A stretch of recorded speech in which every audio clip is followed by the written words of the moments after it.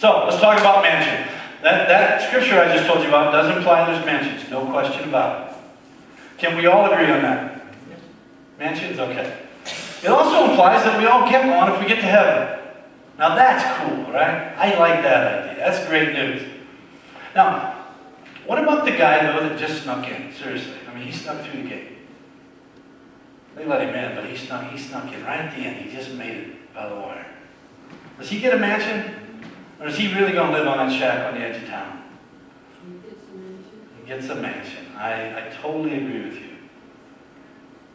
Jesus says, don't I have the right to do what I want with my own money? Are you envious of me for being generous? Allow me to be generous. It's mine to give. It doesn't affect you a bit. I'm giving you exactly what I said I would give you. Allow me to give them whatever I want to give them. It does not affect you. That's the key. Now, we all know there are people, by the way, that believe, man, theirs is the only way to get there. They'll tell you all the rules about it. They'll even tell you what it looks like. That reminds me of a story I heard. We've probably all heard this story before, but they're at the gates of heaven, right? St. Peter's there, and these people are walking in. And the first guy walks in, and he says, welcome to heaven. He says, what religion are you? He says, I'm Lutheran. He says, oh, you go to room 33, but be really careful and really quiet when you go by room 6. Next. Hey, welcome to heaven. What religion are you? He says, I'm Catholic. He says, oh, room 19 for you. But again, be really quiet when you go by room 6. Next guy in line. Welcome to heaven. What are you? He goes, I'm Methodist. He goes, oh, you're room 11. Be really careful when you go by room 6. He says, I can't help but ask, why do you keep saying that? He goes, because the Baptists are in room 6 and they think they're the only ones here. Now, I'm not rapping Baptist by saying that. I'm just simply pointing out there are people that think theirs is the only way. And they think they make the rules and man-made doctrines and all these other things. And for me, those things are divisive. And that's why basic truth is not going to be built on divisive doctrines. It doesn't work. It's real simple. God makes it pretty simple. And when we try to apply our rules of fairness, that's when we get off the path, guys. No question about that. Now, I said earlier, okay, so I can live my life basically as that bully, but as long as I find Christ before it's all said and done, I still get my mansion in heaven. I say, yeah, that's true, but there is some significant risk with that concept.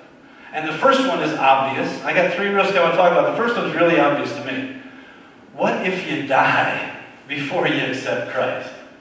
What if you're going along and you're getting everything you want? You even got your earthly mansion because you've pushed and clawed your way to the top. You've got your earthly mansion. And you say, you know what? I understand the system. I'm going to get there. I want that other mansion too. And tomorrow, I'm going to go ahead and accept Christ because I'm getting close. I'm kind of up in age. And all of a sudden, in fact, I'm driving to the church to go do it. I'm going to get baptized. I'm going to get saved and all that goes with that. By the way, I'm not saying that's not my doctrine, by the way, just so you know. But let's say I am. I want to follow Jesus' example, and I want to get saved. I want all my friends around me, and I want to get saved. And I'm on my way to the church, and doggone it if I didn't get hit by a train right before I got there. Oops, that plan didn't work, right? So there's a big risk that you might die before you do it. So do it now. And the second risk is even more basic. It's all about perspective, guys. Do you truly, honestly believe a person with that perspective that thinks they can cheat the system really has God in their lives? And I challenge each of you today, if you're sitting there and you're saying, I'm a Christian, I challenge you to look in your heart and you say, am I really? Is God really the Lord? Jesus really the Lord of my life? Because that's the heart you need. And I'm not saying he isn't, by the way. I know most of you people, and I think he is.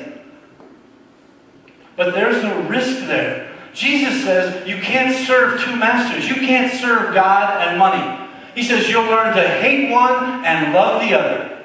And unfortunately, there's so many people in this world that are trying to serve this material God.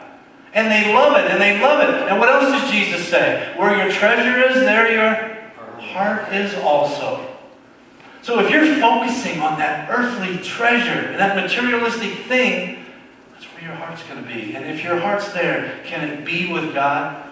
He says you can't serve two masters. So guys, if there's any doubt in your minds and your hearts, you got to erase that doubt. You got to do whatever it takes to erase that doubt. Because I don't want you to miss it. I don't want you to miss the reward. You know, Jesus also talks about the wide and the narrow gates. And this one became so real to me when I was on this cruise. And I'm going to explain that here in a minute. But he says in Matthew 7:13-16, he says, "Enter through the narrow gate, for wide is the gate and broad is the road that leads to destruction, and many enter through it. But small is the gate and narrow is the road that leads to life, and only a few find it." Now, think about what he says there.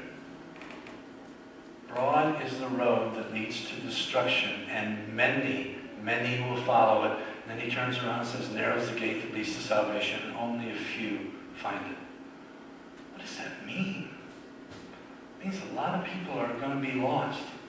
And they're going to be lost for reason number one. They think they can beat the system, and they don't quite make it to the end. And they're going to be lost for reason number two, because they don't have the right perspective. They're chasing that materialistic God, and they truly never get Christ in their lives and in their heart. And they miss it. Imagine this. You're on a cruise ship. I like analogies, and this one's fresh to me. You're on a cruise ship, and it's full of people. And you own the ship, okay? Now you have rules on your ship. You have boarding passes on your ship. And your ship's beautiful, and there's a lot to do on your ship. But if you own that ship, and you're going to be on that cruise ship now for eternity, this is where you're going to spend eternity. Let me ask you this question. Wouldn't you want to be able to decide who's going to be on that ship with you? And when we look at God, and I've heard people do this, if God's a loving God, He would never condemn people to hell. And I say, He doesn't condemn people to hell, they condemn themselves. He offers a free gift. But there is a choice, and there's a consequence with the choice that you make. And if I own that cruise ship, I'm telling you right now, I wouldn't want everybody in the world on that cruise ship unless they're going to comply and start acting a little bit according to the rules that I've laid out for my ship. And I don't think heaven's any different. I think God's simply saying, get your heart right. If you're going to live up here, this is how we live up here. I truly believe that. There's some of you might be raising eyebrows, I don't know, but I truly believe that. And I'm the guy, I'm glad I'm not God making that decision, right? Now, don't get me wrong. I think God would build more and more ships. He wants everybody there. His desire is every person that was ever born ends up in heaven. He just knows that they're not going to, because of the choices they're going to make. It's our job to make sure as many people in this world know about the right choice. That's our job. You know, I was on this cruise ship this last week, and we had, I don't know if I want to call it fortunate or unfortunate. It was spring break. The ship was half full of college students. And we need to stop and pray right now for our future, I think. You know, it's one of those things. But it was rough. I mean, there were times it was rough. These kids, they pushed through. They didn't have any respect. You're waiting in line for half an hour. My friends are right up there, and they just walk up, And the restaurants, you're in the line, and they just push up and walk in. The line's going this way, and they come this way. And I just saw it over and over again. And I saw partying after partying, booze after booze. And I'm not saying drinking's bad in moderation. But my point is, their goal was to see who could drink the most. I swear to God, it was a race to see who could have the biggest bar tab at the end of the cruise. And then you watch the outfits they wear. And I said, man, if that's my daughter, I would be ashamed. I wanted to walk up to one girl one time, and I would say, pull that down. It's one of those with the bathing suits that looks like a thong, I said, are you kidding me? You're in public around 50 other people right here. And it just makes you concerned. It makes you scared. And the adults weren't all great either, by the way. I mean, there are a lot of pushy adults, just like anywhere. But when you're around 3,000 people on a ship, you kind of notice it a little bit more, right? That's what made me think of my cruise ship. But I'm thinking, you're off, you're off, you're off. You can stay, you're off. And you can't help, sometimes have that perspective.